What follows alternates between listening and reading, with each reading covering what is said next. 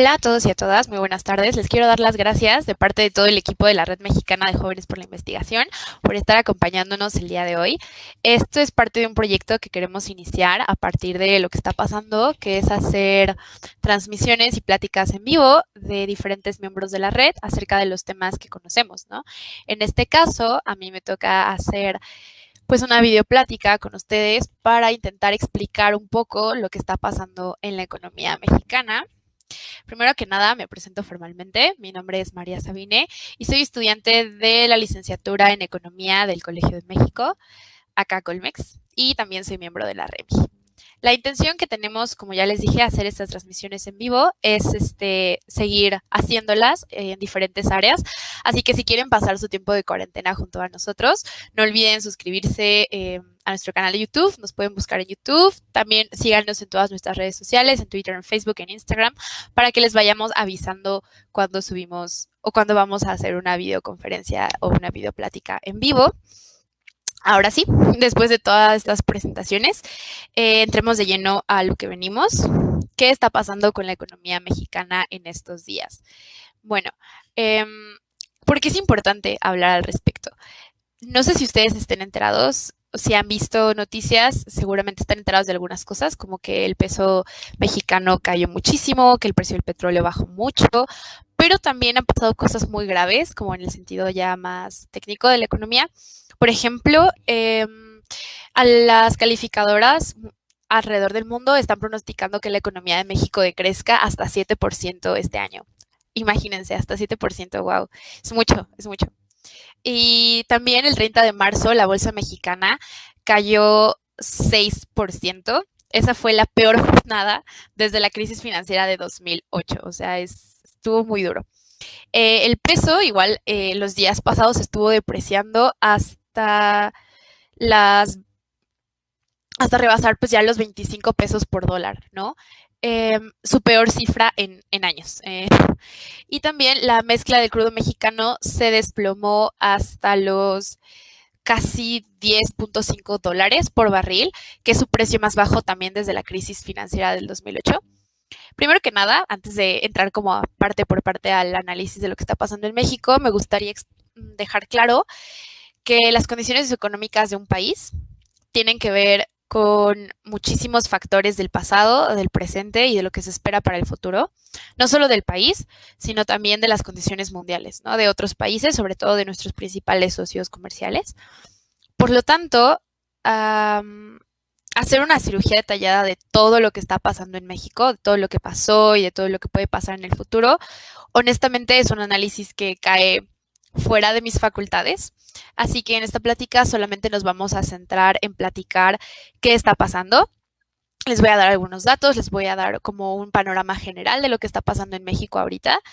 Y al final vamos a hablar como un poco de qué cosas podríamos hacer para mejorar la situación en la que estamos viviendo, que no son propuestas mías, sino que son propuestas de el conjunto de la gente que estudia economía en el país, ¿no? Primero que nada, hablemos del precio del petróleo. Vamos a ver por qué bajó tanto el precio del petróleo. Los tres factores más importantes que afectan el precio del petróleo a nivel mundial son la demanda global del petróleo, obviamente, la demanda futura que se espera que haya de petróleo y la situación política de los países productores. Es importante hablar del precio del petróleo en nuestro país, sobre todo porque, por ejemplo, para el presupuesto del 2020, o sea, lo que iba a gastar el gobierno en el 2020, la Secretaría de Hacienda proyectó 18% de los ingresos del Estado procedentes del sector petrolero. O sea, la Secretaría de Hacienda esperaba que el 18% de los ingresos de los que iba a tener disponibles para hacer gasto de salud, educativo, infraestructura, etcétera, viniera directamente del petróleo. Y lo hizo con una estimación más o menos de 1.9 millones de barriles al día, con un precio de 49 dólares cada uno. 49 dólares. Cuando hace unos días el barril estaba a 10.60 dólares más o menos. Y bueno, esos dos supuestos eran los que estaban pendiendo de un hilo, ¿no? ¿Qué tanto petróleo íbamos a poder vender y a qué precio lo íbamos a poder vender?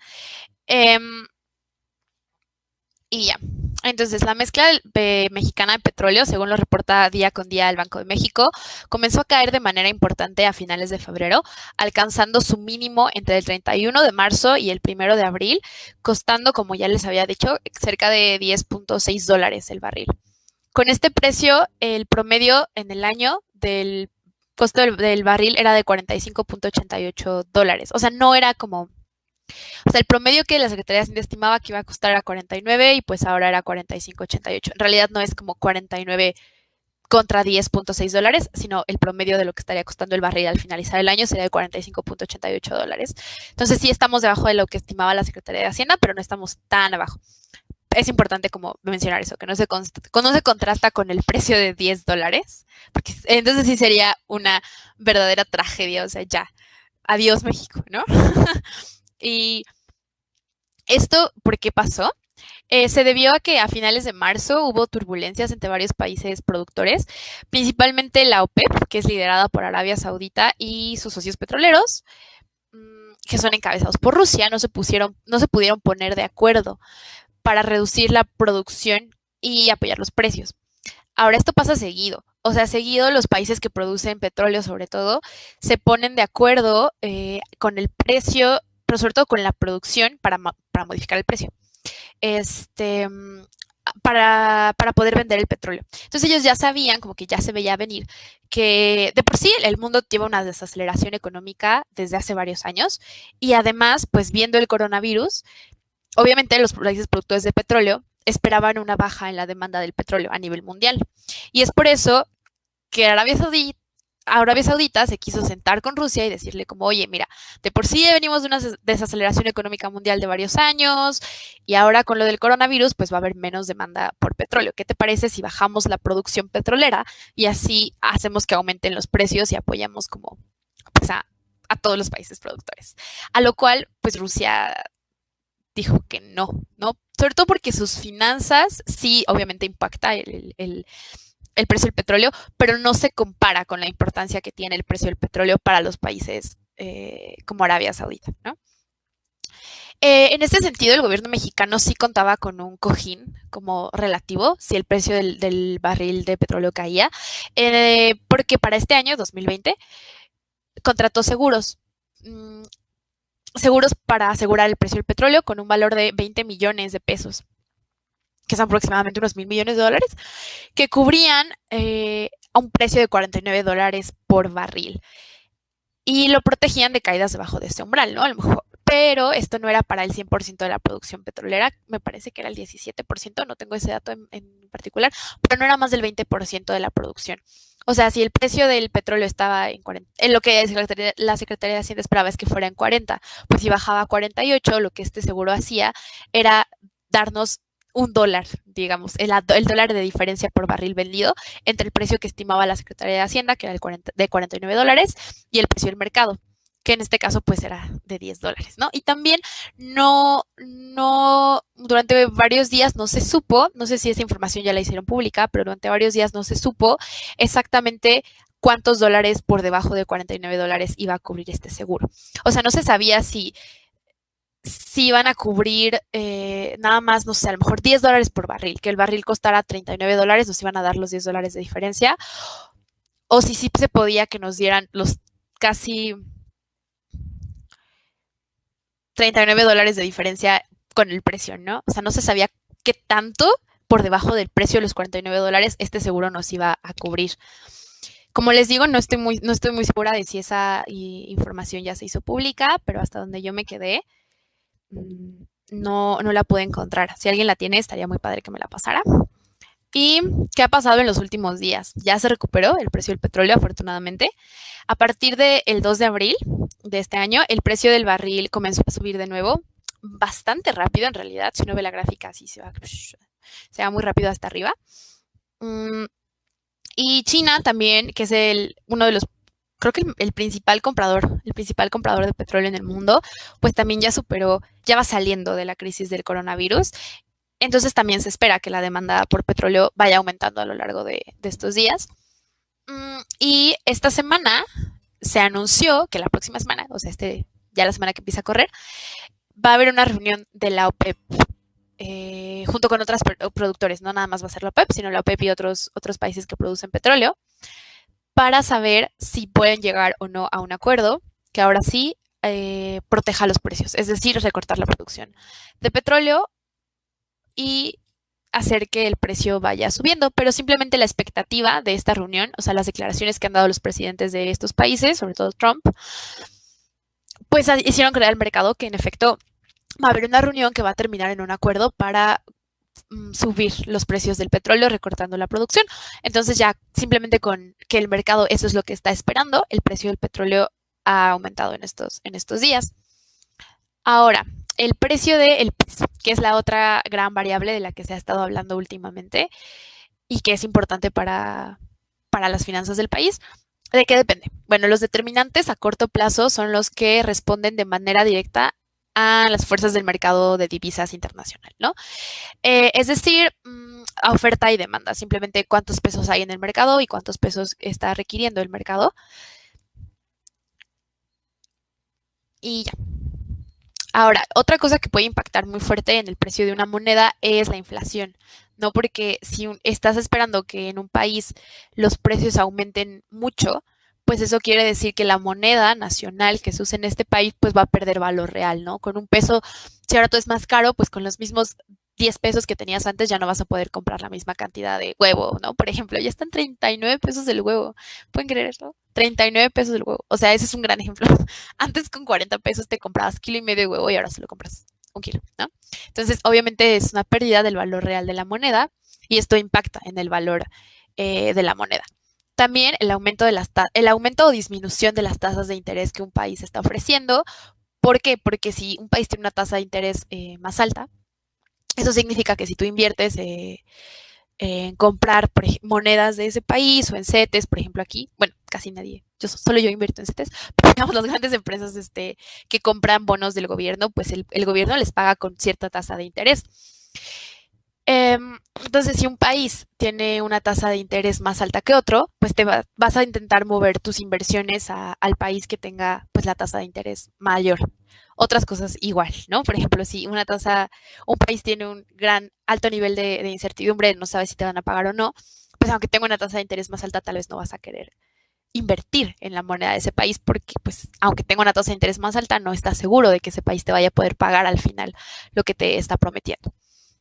Otra cosa que impacta el precio de las monedas es la propia depreciación del tipo de cambio. Es como un círculo vicioso, ¿no? Primero se deprecia el tipo de cambio y esto genera inflación, lo cual deprecia el tipo de cambio. O sea, es un fenómeno como de círculo vicioso en la que una cosa lleva a la otra.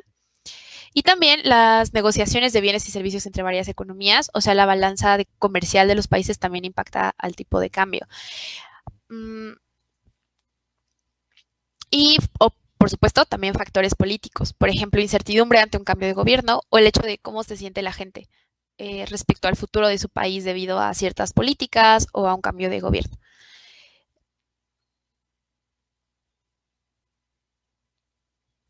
Y ahora sí, vamos a entrar el tema del momento, que es como el coronavirus.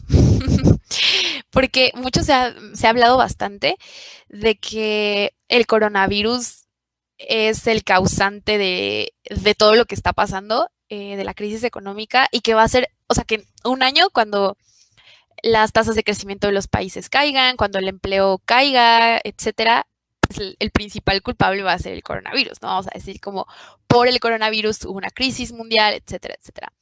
Sin embargo, para muchos economistas en realidad no es así. Más bien el coronavirus solamente agravó, llegó como a explotar una situación que ya era muy frágil a nivel internacional y también a nivel nacional. Recordemos que el año pasado nuestra economía se contrajo 0.1% y venimos de años de crecer tasas del 2% anual, ¿no? Entonces, realmente no es como que México estuviera en una gran posición económica de por sí. Y hay varios economistas críticos, por ejemplo, Alejandro Nadal, que daba clases en el Colmex, que ha dicho, él y otros economistas críticos han dicho que las condiciones para una crisis financiera mundial ya estaban dadas desde el 2017. Otro ejemplo de esto es que, por ejemplo, Gabriela Siller, que es directora de análisis económico y financiero de Banco Base, para ella es claro que la pandemia no es la responsable del desplome ni del mercado de la Bolsa de Valores mexicana, ni de las bolsas de valores internacionales, ni de los precios del petróleo, sino que para ella más bien la baja demanda de petróleo debido, como les decía, a una larga desaceleración de la economía mundial que ya lleva años sucediendo, el alto nivel de reservas petroleras que tienen los países y la guerra, obviamente, la guerra política y de precios entre, como ya les mencioné, los miembros de la OPEP, Rusia, etcétera, son realmente los culpables de esta crisis del precio del petróleo, y que la pandemia solo está agravando la desigualdad, digo, la desaceleración económica mundial y nacional.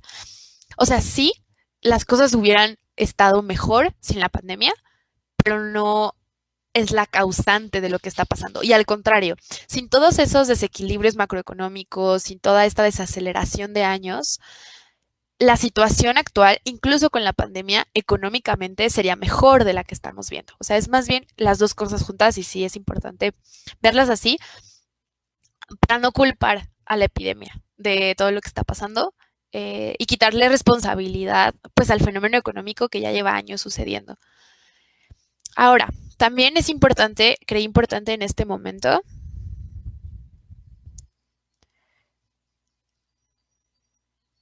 miren, ya me llegó información acerca del precio del petróleo.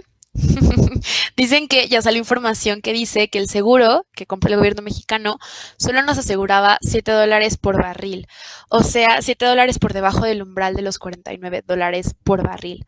Eso quiere decir que mucho del petróleo que se estuvo vendiendo en estos días a $10.6 por barril, pues ya no alcanzó a cubrirse con el seguro porque solo cubría los primeros $7. O sea, si el precio del petróleo era 42, sí nos daban esos $7 para llegar a 49, pero si ya estamos en $10.60, pues no nos van a dar esos 30 pesos, esos $30 que hacen falta por barril, ¿no? Entonces sí, pues al final eso merma bastante las finanzas del Estado mexicano. Les quería hablar un poco sobre algunas cosas que han estado pasando con el coronavirus en México, ¿no? Porque se ha estado hablando mucho, sobre todo en Twitter, en redes sociales, como, bueno, y ahora también ya en las conferencias de las 7, en la novela vespertina, acerca de cómo el coronavirus se conoció con la desigualdad y la pobreza que hay en México, y esto genera efectos económicos y sociales mucho más exacerbados que los que pudiera haber habido en ausencia de esta desigualdad y de esta pobreza. Y es cierto, según el INEGI, más de la mitad de la población ocupada en México, 31 millones de personas, se encuentra en la informalidad laboral. O sea, no tienen un contrato, no están dados de alta en el IMSS. Esto quiere decir que tampoco están protegidos, digamos, de manera formal por la ley del trabajo, ¿no? O sea, sí están. De hecho, los trabajadores informales pueden denunciar y deben. Si sufren de algún abuso laboral, incluso si no hay un contrato de por medio, hay otras formas de establecer que hay una relación obrero-patronal, pero digamos, la mayoría de los mexicanos, bueno, no la mayoría, más de la mitad, sí se encuentra en esta situación de vulnerabilidad, ¿no? En la informalidad. Y según el Coneval, 37% de las personas que sí trabajan, o sea, que están trabajando, no pueden costear la canasta alimentaria con sus ingresos laborales. O sea, imaginen ese nivel de vulnerabilidad que no te puedes comprar ni la canasta básica con lo que estás ganando. En cuanto a pobreza, es muy preocupante realmente lo que se espera que la pandemia, aunado con la crisis que ya teníamos, haga en México y en la región de Latinoamérica. Según la CEPAL, si el avance de la pandemia provoca una caída del 5% en el ingreso medio de la población económicamente activa, o sea, de la población que está trabajando o que está empleada, el número de gente en Latinoamérica que estaría en pobreza extrema pasaría de 67.5 millones, que es la cifra actual, a 82 millones el año que viene. O sea, crecería muchísimo la pobreza en América Latina únicamente por los efectos de la pandemia. Y honestamente eso es un estimado bastante conservador. O sea, hay mucha gente a la que están despidiendo en estos momentos de su trabajo, o sea, que era económicamente activa y ahora están, una de dos, o van a caer en el desempleo porque los despiden o se van a salir del mercado laboral, como es el caso de muchas mujeres y muchos jóvenes, ¿no? Tal vez estaban trabajando, los despidieron y ya no van a estar en las cifras de desempleo porque ya no van a estar buscando trabajo, porque van a ver que ante la crisis tan grande, pues no tiene ningún sentido salir a buscar trabajo. Y por otro lado, va a haber gente que lo vayan a despedir y vaya a seguir buscando trabajo, y eso sí van a estar en las cifras de desempleo. Y esto lo menciono porque es importante, a veces es engañoso, como hay gente que ante una crisis, ante un choque negativo, no solo es despedida de su trabajo, sino que directamente decide salir del mercado laboral, decide ya no buscar empleo porque no lo ve como algo viable, al menos a corto plazo, ¿no? De aquí a lo que acaba el año. Tengo conocidos, seguramente ustedes también, sobre todo jóvenes, como les comentaba, que ante un despido en este momento, pues no buscan empleo porque dicen, no voy a encontrar trabajo de ninguna manera y además no quiero estar saliendo a la calle, ¿sabes? No quiero estarme exponiendo a eso. Entonces se salen del mercado laboral.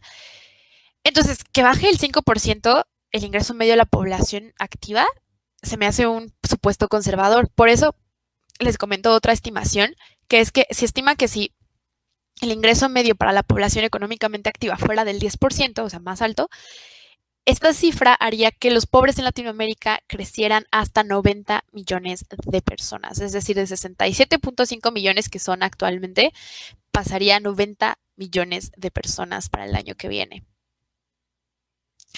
Y también es importante en este momento, les voy a comentar sobre unos datos que obtuve de un tweet que estoy viendo en estos momentos de Raimundo Campos, que se ha dedicado a estudiar muchas cosas, desigualdad, pobreza, etcétera, pero también algo que le ha interesado mucho es acerca de cómo se comportan las variables como del empleo, el salario, etcétera, ante choques macroeconómicos negativos, como es una pandemia, ¿no? Lo que él encuentra de manera resumida, aquí está en su tweet, por si lo quieren ir a ver, está en su Twitter, es que el mercado laboral es especialmente cruel cuando hay una crisis con los jóvenes y con las personas de menor escolaridad, que es como les decía, pues los que son más propensos, uno, a salirse de plano del mercado laboral y ya no seguir buscando empleo, o dos, pues a ser los primeros en ser despedidos de sus respectivos trabajos, o y que también les va a costar más trabajo encontrar un nuevo empleo, ¿no? En un panorama de crisis. También Raimundo encontró que el mercado laboral tarda en recuperarse. Por ejemplo, el desempleo tardó a partir de cuando tuvimos la crisis del 2008, que es como la que sería más parecida a lo que estamos pasando ahorita, digamos, en la historia reciente de México. En la crisis del 2008, que también fue una crisis financiera, el mercado laboral tardó mucho tiempo en recuperarse a niveles iguales a los que estaba anteriormente. Por ejemplo, en el desempleo no se recuperó hasta el tercer trimestre de 2016 y el empleo de forma más como permanente, el empleo digamos más formal, hasta 2018. 10 años en que las cifras de empleo se recuperaran a niveles anteriores de la crisis del 2018. O sea, ese es, no les estoy diciendo esto para asustarlos, ya tenemos suficiente ansiedad y malas noticias en los medios de comunicación, pero es que pues estos son los análisis, ¿no? Tomando la historia de las crisis en México, si hay una caída importante en el empleo, lo más probable es que no nos recuperemos fácilmente, ¿no? Y esto, como les digo, en un país que ya viene de un contexto de muchísima pobreza, de muchísima desigualdad y de desaceleración económica de años. Y finalmente, lo que les quería comentar es sobre el crecimiento, o sea, sobre cómo se ve el panorama del crecimiento en el país. Nada más para darles unos cuantos pronósticos. Bank of America Merrill Lynch, que es como les voy a dar datos de diversas consultoras, de diversos bancos y del gobierno mexicano incluso. Pronostica una contracción de 8% para la economía del México este año. 8%. Es una barbaridad. JP Morgan estima una contracción del 7% de la economía. O sea, vamos a decrecer 7%, ¿sabes? Nuestro PIB va a ser 7% menos. Scotiabank 5.8% menos, o sea, una contracción de 5.8. La Secretaría de Hacienda, que es de las más optimistas, normalmente las instituciones nacionales y las secretarías nacionales pues suelen ser más optimistas respecto a las cifras de crecimiento, estima una contracción máxima, eso es importante, contracción máxima, de 3.8%. El Banco de México estimaba una máxima contracción, o sea, como máximo decreceríamos 1.8%. Pero esta es una cifra que se publicó pre-coronavirus, o sea, antes de sentir, digamos, el impacto mundial y nacional de la pandemia. Así que bueno, seguramente tendrán que ajustar esa cifra. Y para ponerlo en contexto, como ya les comenté, el año pasado la economía se contrajo 0.1%. Y el año pasado Bank of America Merrill Lynch, que hoy pronostica que decreceremos 8%, decía que pronosticaba en noviembre del 2019 que íbamos a crecer 0%. O sea, ellos están siendo más optimistas de lo que pasó realmente. O sea, ellos decían, no, pues yo creo que vas a estar en 0%. Y caímos 0.1%. Y sí, o sea, lo que yo les comenté de una contracción de 8% es su cifra máxima, o sea, como de máxima contracción posible. Pero, o sea, si tomáramos como lo mejor que ellos esperan, que era como un crecimiento de por ahí de 2.4%, y lo peor que esperan, que es una contracción de 8%, pues el promedio anda por ahí o sea, también es negativo. Todas las cifras, casi todas las cifras de los bancos y las consultoras internacionales están en negativo. Incluso, como les decía, Secretaría de Hacienda y Banco de México ya contemplaban contracciones, o sea, había números negativos en sus pronósticos. Y el año pasado, perdón, lo mismo, pues, pero eran números mejores, ¿no? O sea, se esperaba pues, que crecieran 0, esa era la cifra, la peor de Merrill Lynch, y realmente nos contrajimos 0.1%. O sea, lo que les estoy intentando como explicar con esto que les estoy diciendo, comparando lo que pasó con lo que dijeron que podía pasar, es que sí, se pueden equivocar estos pronósticos, casi siempre se equivocan, porque economía. O sea, no es un dato exacto, así como esto va a pasar, pero nos ayudan a darnos una idea de lo que están esperando los mercados internacionales que pase con México. Y la economía es mucho de lo que se espera que pase, no solo de lo que está pasando y lo que pasó, sino de cómo se siente la gente y los mercados, los inversores, etcétera. Pero en general todos, ¿eh? No crean que solamente los grandes inversores, también nosotros como consumidores mexicanos normales, pues no estamos gastando mucho dinero ahora porque no sabemos qué va a pasar, no sabemos si nuestros papás, nuestros familiares, nosotros mismos vamos a seguir teniendo la beca o vamos a seguir teniendo eh, el trabajo que tenemos. Tal vez ya nos despidieron o tal vez ya despidieron a algunos miembros de nuestra familia o nos están recortando los salarios a la mitad. Aquí en Puebla, por ejemplo, el 50% de la plantilla de Volks, no es cierto, casi. Sí, estoy confundiendo las cifras. Casi el total de la plantilla de la Volkswagen se fue a paro técnico con 50% del salario. Son miles de trabajadores que son un órgano económico muy importante aquí en Puebla. O sea, como todo el mundo está sufriendo de cierta forma algo, ya sea algo real, un despido, una baja en el salario o algo esperado, ¿no? Que tenemos incertidumbre acerca del futuro. Entonces no estamos saliendo a consumir. Los inversores o sea, no están invirtiendo ahora. De hecho, mucha gente está perdiendo dinero. Ayer Delta anunció que Delta es una de las aerolíneas más grandes del mundo, anunció que sus acciones habían caído 90%. Se esperaba que cayeran 60% y cayeron 90%. Entonces, o sea, no creo que nadie, bueno, mucha gente, porque hay otros que sí, esté sintiendo que es un buen momento para invertir sobre todo en economías que ya tienen un historial de desaceleración tan fuerte como en el caso de México, ¿no?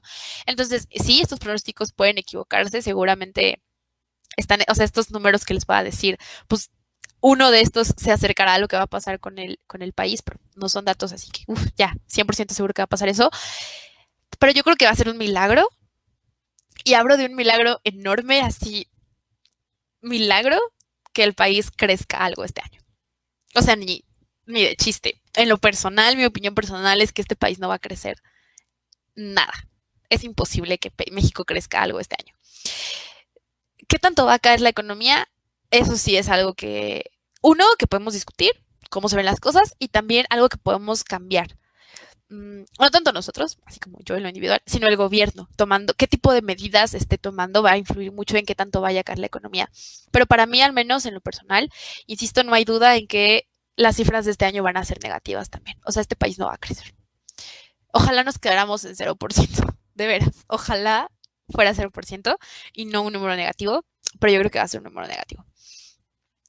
Y finalmente, ya, después de toda ese panorama oscuro que, que les planteé, les quiero comentar que antes de terminar la transmisión, me gustaría invitarlos a que si tienen alguna duda o comentario o algo así que quieran hacer ahorita sobre lo que hemos venido hablando, lo pueden hacer en YouTube, si es que me están viendo en YouTube, o si están en la página web, pueden ir a alguna de nuestras redes sociales, pueden ir a Twitter, pueden ir a Instagram y escribir ahí como algún comentario o pregunta, porque ya voy a acabar casi, entonces para avisarles que pueden hacer eso. Y finalmente, después de ese panorama oscuro, realmente no quiero irme diciendo como, bueno, ya, denle la despedida a la economía de México. Prepárense para una crisis como la del 2008. Pero, sino que quiero que hablemos un poco acerca de las posibilidades, ¿no? Porque creo que eso es lo importante. O sea, cuando hablamos de esto no es para que nos enojemos con la vida ni para que nos dé más ansiedad y más depresión, dado que ya estamos viviendo una situación bastante difícil, la mayoría, sino que más bien es para hablar sobre posibles medidas y para exigir, ¿no? Posibles medidas. Hoy, por eso decimos hacerlo hoy a las 3:30, pero hoy a las 5 de la tarde va a haber la transmisión, el informe del presidente de Andrés Manuel sobre el paquete de medidas económicas que va a implementar para enfrentar la crisis. Va a ser muy interesante verlo, véanlo. No se lo pierdan, en serio, va a ser muy, muy importante estar al pendiente de este paquete de medidas económicas que él va a anunciar. Entonces, antes de irnos y de irnos a ver esta transmisión, de irnos a comer y luego ver la transmisión de Andrés Manuel, quería comentarles lo que ya se ha estado hablando en los círculos de las personas que se dedican a estudiar, no solo como la macroeconomía, sino también pobreza y desigualdad, que son temas importantísimos en México. En primer lugar, es que es impostergable para México que haya una discusión acerca de un sistema fiscal progresivo. ¿Qué es un sistema fiscal progresivo? Porque a lo mejor estoy hablando en jerga muy economista, perdón. Un sistema fiscal progresivo se refiere a que haya impuestos de manera ascendente, que a los que menos tienen se les cobren menos impuestos en relación con su salario. Por ejemplo, hoy en México a los que ganan el salario mínimo no les cobran nada de impuestos, porque pues ya sería un insulto, ¿verdad? Que ganando 3,600 pesos al mes todavía te cobraran impuestos. Pero bueno, o sea, ellos no les cobran impuestos y ya te empiezan a cobrar impuestos, depende de cuántos salarios mínimos ganes, ¿no? Y comentábamos en el podcast, tengo un podcast que se llama Mala Hierba, y en el podcast un compañero nos mencionaba que en la tabla del SAT para los impuestos en México termina como por 100,000 pesos. O sea, más o menos a partir de los 100,000 pesos te cobran lo mismo. O sea, si ganas 100,000 pesos, a lo mejor te cobran 20% de impuestos sobre la renta, pero ya de ahí a todo el mundo le cobran lo mismo. O sea, a Slim le cobran lo mismo, pues.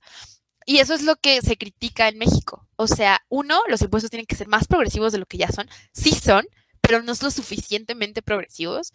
Y en segundo lugar, que también se tomen en cuenta pues a los súper ricos. O sea, ¿cómo no puedes ponerle una tasa impositiva igual a alguien que gana 100,000 pesos al mes, que sí a lo mejor parece mucho en un país como el nuestro, que lo que le tienes que cobrar a Slim o a las cadenas Chedraui o, ¿sabes? Porque ellos ganan 100,000 pesos al minuto, no al mes, al minuto. Entonces, no se vale que paguen lo mismo en porcentaje que las personas que ganan 100,000 pesos o que las empresas que terminan generando pues ganancias de 100,000 pesos al mes. O sea, de veras, eso no se compara en nada con las grandes empresas de este país, ¿no? Y sobre todo con los grandes monopolios, como en el caso de muchas de las empresas que tiene Carlos Slim. Y esto es importante porque México es uno de los países que peor sale parado cuando comparamos el PIB con la cantidad de impuestos que cobra. Creo que ronda por ahí del 18%, y esto es muy bajo a nivel internacional. O sea, en Europa el mínimo ronda de 30% para arriba. ¿Cuál es la cantidad de impuestos que cobra el gobierno con respecto de su PIB? Ahora, que existan tantos impuestos permite que el Estado sea robusto, que tenga recursos suficientes para enfrentar crisis como esta y en general para tener un sistema de salud y de protección social que alcance para todos y todas y para todos para todas las clases de padecimientos y de enfermedades, ¿no? Por ejemplo, en esta crisis ayudaría a que se financiaran guarderías, se podrían dar apoyos a las personas que no pueden trabajar, ya sea porque tenían un trabajo informal que requería salir a las calles a vender todos los días o porque fueron despedidos de sus empresas porque las empresas quebraron, pero también es verdad que hay muchas empresas pequeñas y medianas que no pueden hacer frente a darle un mes de salario. Y ahí yo estoy teniendo problemas con la señal. Oh my God. Ya volví. Se podrían financiar, como les decía, guarderías. Hay mucha gente que está saliendo a la calle que no tendría por qué salir. Por ejemplo, en China, una de las cosas que más ayudó al gobierno a contener la epidemia fue que en cada barrio, como en cada colonia y barrio popular, se armaban escuadrones de vecinos que eran como los representantes del gobierno, en este caso, pues, del partido que gobierna en China, y ellos hacían que la gente, o sea, ellos eran los que monitoreaban la gente que salía. Si está saliendo porque está saliendo por algo necesario o está saliendo porque solo quieres salir, pues te regresamos a tu casa. O sea, ese tipo de coordinación necesita de recursos. No solo necesita primero de coordinación como pues política y humana, sino que también requiere de recursos, ¿no? Llevar despensa a los lugares que lo necesitan, comprar equipo médico para los doctores, pagarle a los doctores y a las enfermeras, como ahorita que están reclutando médicos. Todo eso requiere de recursos que se consiguen mediante un sistema fiscal más progresivo que le cobre más impuestos a las personas que más dinero tienen. Y ya, básicamente eso era todo lo que les quería comentar acerca de las posibles alternativas que tenemos ahora. Creo que es importante mencionar que parece que el gobierno no va a tomar estas medidas. Ojalá me sorprenda el gobierno y sí lo haga, pero parece que más bien le van a apostar a desaparecer los fideicomisos. Como ya lo mencionó Andrés Manuel, parece que se va a limitar a eso, ¿no? Tal vez tomarán más dinero del fondo de emergencias, que ya se gastó la mitad el año pasado, pero no parece que en el corto plazo vaya a haber un paquete de medidas económicas que incluya una reforma fiscal. Lo cual yo sé que no puede entrar en vigor inmediatamente, ¿no? O sea, sería muy difícil como legislar y hacer todo para que ya la próxima semana los más ricos paguen más y así ya tenemos dinero. Pero sí es algo que se puede ver a mediano plazo, ¿no? Podría ser que para el año 2021 este tipo de medidas fueran entrando en vigor y entonces se tuviera más recursos ya en el 2021 para hacer frente a la cantidad de desempleados y a la cantidad de nuevas personas que van a estar en pobreza en nuestro país, porque eso es una realidad, o sea, eso va a pasar. Ahora voy a revisar un poquito de las personas, de las cosas que me han comentado aquí en la transmisión en YouTube y de cosas que me han mandado por WhatsApp de nuestras redes sociales. Primero quiero empezar con aquí la que tengo en YouTube. Su nombre es Karen Hernández. Hola, Karen. Dice, hola, me encantó la transmisión, agradezco la información, gracias a ti. Y me gustaría saber qué podemos hacer los jóvenes para mejorar las oportunidades personales y de nuestra comunidad. Bueno, en general hay muchas cosas que se pueden hacer, como educación, etcétera, pero en el contexto del que estamos hablando, o sea, qué se puede hacer ahorita y qué se puede hacer en el futuro, yo creo que en este momento lo mejor que todos podemos hacer es de veras hacer caso a las medidas sanitarias, porque como mencionó Marcelo Ebrard en una de las conferencias vespertinas, si nos tenemos que quedar en nuestra casa 2 semanas, 3 semanas o un mes y después de eso la pandemia se acaba, pues la crisis sí va a venir fuerte, pero pues va a durar a lo mejor menos tiempo o va a ser la caída menos fuerte. Pero si seguimos saliendo a la calle y nos seguimos contagiando y seguimos contagiando a otras personas y saturamos el sistema de salud, y hay más personas que se quedan sin trabajar y el gobierno dice, no, pues, ¿sabes qué? Está falleciendo gente, se está enfermando mucha gente, vamos a extender la medida a otro mes, pues va a haber mucha gente que vive en la informalidad, que por sí ya no tiene trabajo ahorita, que va a seguir sin trabajo otro mes. Entonces, ¿qué va a hacer eso? Pues va a empeorar la situación. Entonces, en primer lugar, ¿qué podemos hacer por todo el mundo y por nosotros mismos? Quedarnos en nuestra casa y cuidarnos mucho, ¿no? Atender a las medidas de sanidad como lavarnos las manos, etcétera.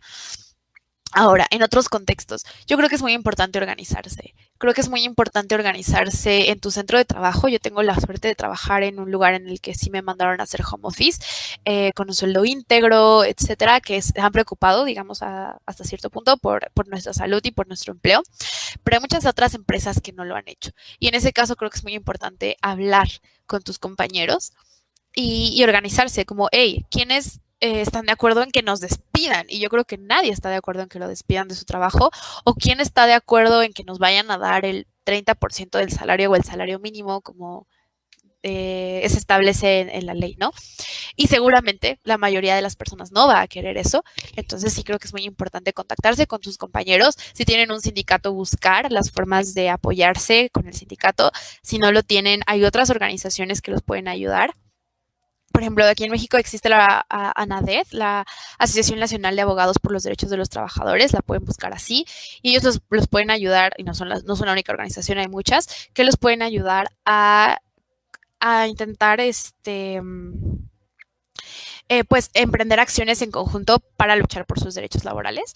Ya se dijo que se van a extender, no van a empezar a correr los plazos, porque este tipo de acciones legales pues tienen plazos, ¿no? Pero con la pandemia se dijo que se van a congelar los plazos para que este tipo de procedimientos sobre derechos laborales pueda ir avanzando a su propio ritmo. Y otra cosa que dicen aquí Carlos Palomares. Hola, Carlos. Dice, hola, Sabine, ¿qué ayuda más a la economía a consumir a pequeños comerciantes o empresas más grandes? Fíjense que esta pregunta está interesante, pero por una razón como un poco tal vez desviada, pero no. Déjenme explicarles. Normalmente en las crisis económicas pasan dos cosas. Sí hay muchos pobres, pero la desigualdad aumenta. Y aumenta porque los más ricos suelen salir más ricos. Y hablo de los más ricos. O sea, no hablo de las personas que tienen 2 o 3 restaurantes o de las personas que tienen 2 o 3 negocios o de, no sé, gente que trabaja en una compañía y le va bien y gana un buen salario o es un burócrata del estado al que le pagan muy bien. No, no, no. Hablo de la gente que en serio es muy, muy, muy, muy, muy rica, de empresas muy, muy grandes. Esas personas normalmente salen más ricas de las crisis. ¿Por qué pasa eso? Porque bueno, por dos cosas. Una, muchas empresas medianas y pequeñas, o grandes, pero no tan grandes, quiebran. Entonces, hay empresas que se aprovechan de este tipo de situaciones y compran cosas a un precio increíblemente barato, porque las empresas pues ya están en quiebra y están vendiendo y liquidando todo. O bien las absorben directamente, o sea, las compran, o les compran toda su infraestructura, no nada más algunas cosas, sino toda su infraestructura. Y cuando termina la crisis, resulta que estas empresas tienen un montón de material, un montón de infraestructura que les salió muy barata y que ahora después del periodo fuerte de la crisis pueden vender más cara. Y también pasa que tienen una proporción mayor del mercado. Si antes había 10 cadenas de restaurantes y por la crisis desaparecen 5, las 5 que sobrevivan, cuando termine el periodo fuerte de la crisis, pues van a tener una mayor posibilidad de acaparar a los clientes, porque ahora ya no van a ir a los otros restaurantes porque ya no existen esos restaurantes, ¿no? Entonces, en ese sentido, yo creo que en el contexto actual sí es importante apoyar las economías de nuestras comunidades, sobre todo por estas cifras que les comentaba. Una gran parte de estos 50% de mexicanos que viven en la informalidad son personas que venden comida, por ejemplo, que venden gorditas, tortas, tacos, lo que sea, y creo que sería importante intentar comprarles a ellos sin salir de nuestras casas, por ejemplo, pedirles su número o algo así y que vayan a nuestras casas a dejarnos nuestros pedidos. Porque hay gente que dice como, no, pero es que las grandes empresas también van a sufrir. Sí van a sufrir, pero ellos tienen colchones mucho más grandes para poder sobrevivir. Y creo que también eso se hila un poco con lo que les decía anteriormente. Es importante conocer las cifras de nuestras empresas. A veces nos dicen como es que no tenemos dinero ya. Y cuando sacas el estado financiero, resulta que llevan 10 años rompiendo récords de utilidades, o sea, que son de las empresas que más ganancia neta tienen al final de cada año. Ese es el caso de Coca-Cola, por ejemplo, en México, Coca-Cola Company en México, FEMSA, registra márgenes de ganancia muchísimo mayores que en cualquier otra parte del mundo, incluyendo Estados Unidos. Entonces, como que sí, o sea, sí es cierto que ellos también van a sufrir la crisis, sí es cierto que van a ganar menos dinero, pero ellos tienen un colchón más grande del cual pueden estar sacando dinero para pagarle a las personas y a los empleados. Y finalmente hay otra que viene de Eugenio José. Hola, Eugenio. Dice, frente a esta crisis entre los grupos poblacionales más vulnerables están los adultos mayores, especialmente tomando en cuenta el problema con las pensiones. ¿Qué nos puedes decir al respecto? Gracias. Creo que es una pregunta muy importante, porque sí es cierto, o sea, los adultos mayores son los que menos deberían estar saliendo de sus casas y muchas veces son los que más salen de sus casas para trabajar en la informalidad, ¿no? O los que dependen enteramente de lo que sus familiares les puedan aportar. Y ellos son los, pues, un grupo de los más vulnerables, no solo fisiológicamente, sino también económicamente. Mira, lo que el gobierno de Andrés Manuel dijo que va a hacer es que va a adelantar 3 meses de pensión. Bueno, no es una pensión, es el apoyo que se le está dando de por sí a todos los adultos mayores. Ahora, yo creo que hay un problema fundamental con esta medida y es que no es un ingreso extra, que sí se podría dar si tuviéramos un mejor sistema fiscal, porque tendríamos más dinero para ellos, sino que se les está, o que ni siquiera les tendríamos que dar más dinero, ¿no? O sea, hay países donde los adultos mayores sí pueden vivir de sus pensiones o sí pueden vivir de los apoyos que les da el gobierno. A lo mejor no se dan lujos, pero sí pueden comer, ¿sabes? Caso que no es México. Honestamente, el apoyo que se le da a los adultos mayores no alcanza para que vivan, o sea, en lo mínimo, pues comer, vestir, servicios básicos como luz o agua, ¿no? Entonces, si lo que el gobierno está diciendo es que les vamos a adelantar 3 meses de este apoyo, pero luego, ¿qué va a pasar? O sea, les van a adelantar, les van a dar abril, mayo y julio. Y luego, o sea, ¿cuánto? El hecho de que les adelantes 3 meses significa que tal vez con ese dinero de 3 meses van a poder vivir un mes, ¿no? Porque es con lo que vivían de por sí durante un mes. Porque pues además seguramente sus hijos les daban dinero, trabajaban en la informalidad, como les digo. Y cuando se les acabe el dinero, ¿qué va a pasar? Porque se les va a acabar. O sea, que no se está como dimensionando, ajá, les adelantas 3 meses y luego, o sea, en 3 meses el país no se va a ver recuperado, la gente no va a tener muchísimo dinero para andar ahí como, ten, ten, adulto mayor, te regalo este dinero. O sea, nada más están adelantando el dinero, pero no están haciendo nada como extra.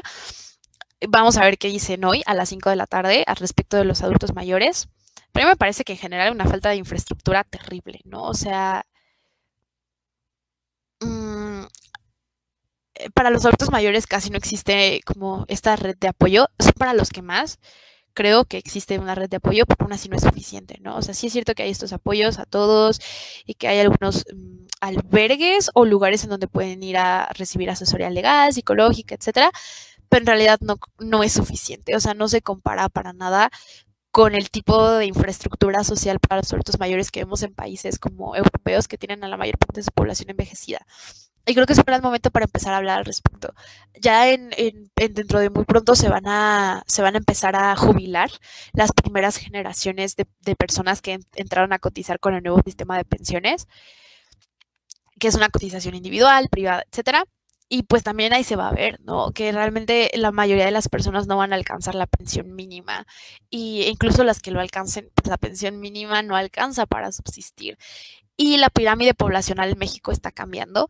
Dentro de algunos años vamos a estar en una situación ya en donde la mayor parte de la población mexicana ya no sea jóvenes, sino sean adultos de edad mediana y adultos mayores. Entonces creo que justo este momento es un momento súper importante para empezar a hablar de qué vamos a hacer en el país con las personas mayores, cómo las vamos a apoyar económicamente y en la salud.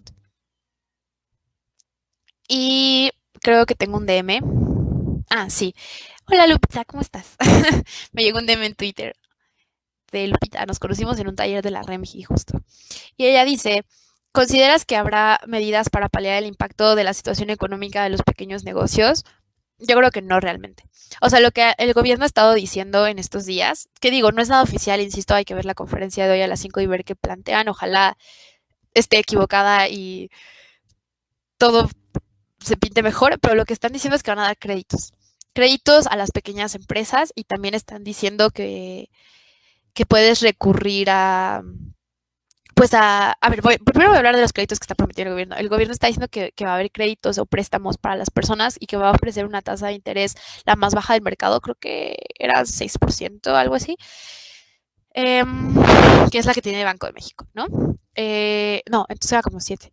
Ahora vamos a ver. Sí, era como 7. Y es la tasa de interés más baja del mercado. Entonces están diciendo, no se preocupen, les vamos a prestar dinero con esta tasa de interés y empiecen a pagar en 3 meses. Yo no creo que esto sea una medida que realmente vaya a ayudar. Creo que algunos negocios se van a poder salvar gracias a esto, sí, porque seguramente después de que pase lo peor de la epidemia van a poder salir y como resarcir los costos, todo lo que esta epidemia les impactó, pero no creo que sea una ayuda real. O sea, creo que se deberían plantear medidas como en otros países de suspender el cobro del agua, de suspender el cobro de la luz, por ejemplo, am, de suspender el cobro de rentas, ¿no? De bienes inmuebles, por ejemplo.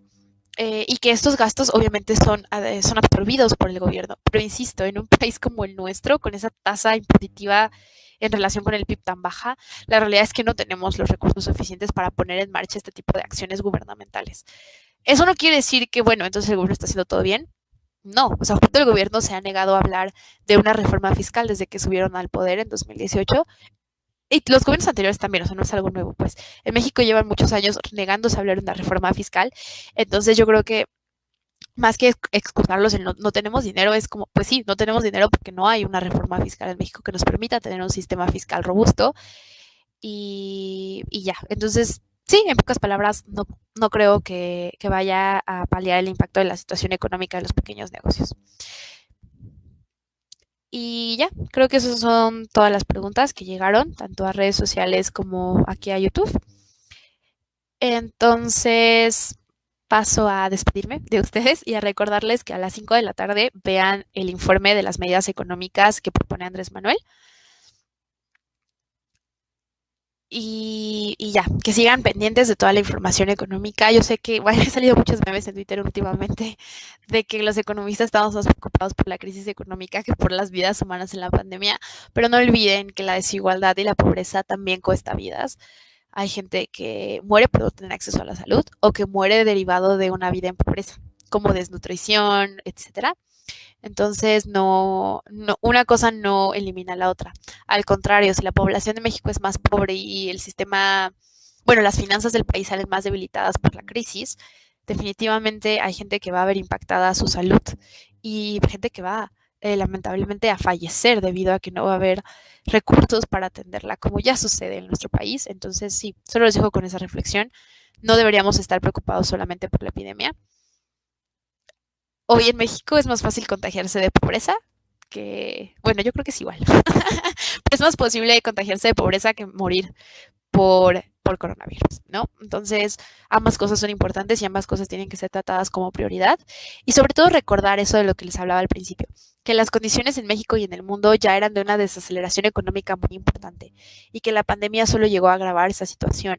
Por lo tanto, no es que nos preocupe nada más como activar la economía ahorita por la pandemia, sino más bien reflexionar acerca de las cosas que ya están mal y que ya estaban mal en el país desde antes. Y eso es todo. Muchas gracias por acompañarnos y nos vemos después. Recuerden que vamos a seguir haciendo estas videoconferencias, estas videopláticas en vivo. Entonces no olviden estar al pendiente de todas nuestras redes sociales y suscribirse a nuestro canal de YouTube. Si me están viendo en YouTube y si no, pues igual pueden ir a YouTube y suscribirse para que les avise cuando vayamos a volver a hacer otra videoplática. Y eso es todo. Les recuerdo mi nombre, yo soy Sabina Santana y muchas gracias por acompañarme el día de hoy. Nos vemos.